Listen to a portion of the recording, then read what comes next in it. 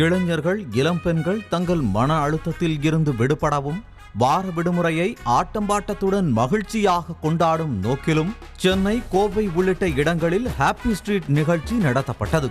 இந்த நிகழ்ச்சி கடந்த அக்டோபர் 22ஆம் தேதி முதன்முறையாக புதுச்சேரி கடற்கரையிலும் களை கட்டியது.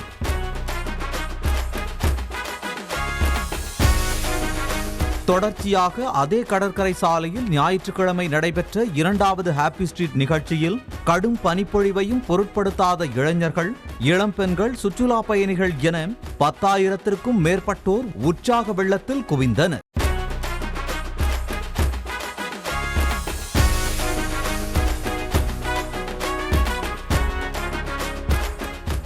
நிகழ்ச்சியில் டிஜே குழுவினரால் ஒலிக்கப்பட்ட பாடல்களுக்கு இளைஞர்கள், இளம்பெண்கள் உற்சாகமாக வைப் செய்து கொண்டிருக்க, இளம்பெண் ஒருவர் இரு இளைஞர்களின் தோளில் ஏறி வைப் செய்தது காண்போரை முகம் சுளிக்க வைத்தது.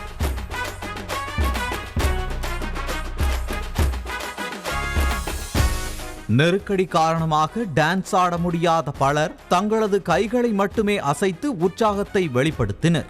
அப்போது மதுபோதை இளைஞர்களோ சட்டைகளை தூக்கி எறிவது, தண்ணீர் பாட்டில்கள், காலணிகளை வீசுவது என தங்கள் சேட்டைகளை அரங்கேற்றினர்.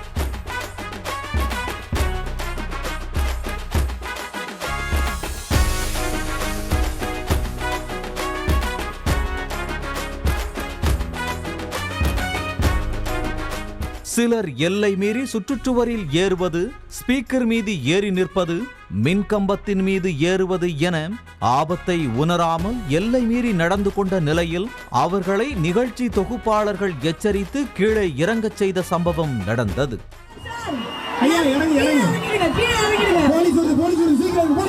அனுமதித்த நேரத்தையும் தாண்டி இந்த நிகழ்ச்சி நடந்து கொண்டிருக்க போலீசார் கெடுபிடி காட்டி நிகழ்ச்சியை முடிக்கச் செய்தனர். நிகழ்ச்சி தங்களை மிகவும் உற்சாகப்படுத்தியதாகவும் ஒவ்வொரு மாதமும் இதுபோன்ற நிகழ்ச்சி நடத்தப்பட வேண்டும் என பலர் கருத்து தெரிவித்தனர்.